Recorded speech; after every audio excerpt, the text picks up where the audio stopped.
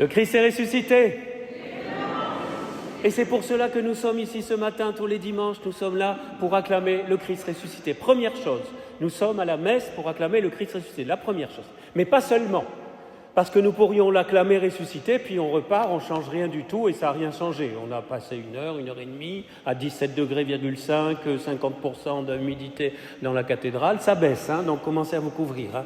On ne chauffera pas cette année, hein, parce qu'on n'a pas l'argent, sauf si vous trouvez un sponsor qui nous paye le chauffage. Hein. Je ferme la parenthèse. Donc, si c'est que pour ça, c'est déjà pas mal, mais ça ne suffit pas. Nous sommes ici aussi, non seulement pour acclamer le Christ qui s'est relevé d'entre les morts, mais pour que nous-mêmes, nous nous relevions d'entre les morts, pour que nous-mêmes, nous nous réveillions. 2L-I-O-N-S. Amen ou pas amen? Que nous nous réveillons, mais pas seulement physiquement, parce que peut-être nous avons mal dormi, peut-être nous avons eu des insomnies cette nuit, je ne sais pas, mais que nous nous réveillons intérieurement. Que nous vivions vraiment réveillés par qui? Par le Saint-Esprit. Nous sommes à l'école de Jésus. Nous sommes tous des élèves, tous des débutants. Nous sommes tous à l'école maternelle. Voilà. Petits enfants à l'école maternelle. Peut-être on est passé en CP, je ne sais pas, mais on n'est pas encore au collège. Hein.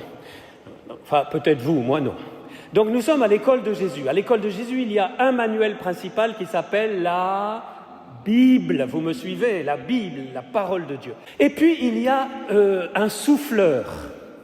Au théâtre, autrefois, il y avait un petit trou, là, caché.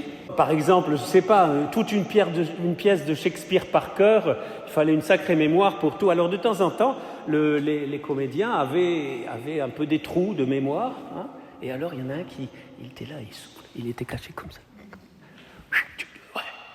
Et il soufflait la parole. Il avait le texte sous les yeux. On appelle ça un souffleur. Eh bien, le souffleur, c'est le Saint-Esprit. Amen ou pas amen? Il souffle. C'est-à-dire, c'est pas moi qui l'invente, c'est Jésus qui l'a dit. Il vous rappellera tout ce que je vous ai dit. Voilà, il est là, il nous souffle. Donc, nous avons le maître. Un seul maître, c'est Jésus. Donc, un maître, un manuel, un souffleur.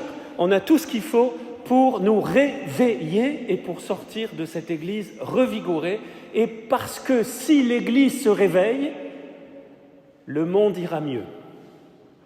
Si les disciples de Jésus vivent leur vocation à fond, pauvrement, on n'est pas meilleur que les autres, le monde ira mieux. Mais ça commence par les disciples de Jésus.